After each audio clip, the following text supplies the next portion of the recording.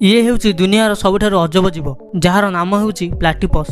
ଏହି ଜୀବଟି ଏତେ ଅଜବ ଯେ ଏହାର ଶରୀର ତ ଗୋଟେ ପଶୁର, କିନ୍ତୁ ଏହାର ପାଟି ଦେଖିବାକୁ ଗୋଟେ ବତକର ପାଟି ପରି, ଆଉ ଏହାର ଲାଞ୍ଜ ଗୋଟେ ଅଲଗା ଜୀବର ଲାଞ୍ଜ ପରି ଲାଗିଥାଏ, ଆଉ ଏହାର ଗୋଡ଼ ବି ଏହାର ଗୋଡ଼ ପରି ଲାଗିନଥାଏ। ୟାକୁ ଦେଖିଲେ ଏମିତି ଲାଗୁଛି କି ଯେମିତି ଉପରବାଲା 4-5ଟା ଜୀବକୁ ମିଶାଇ ୟାକୁ ବନେଇଛି ବୋଲି।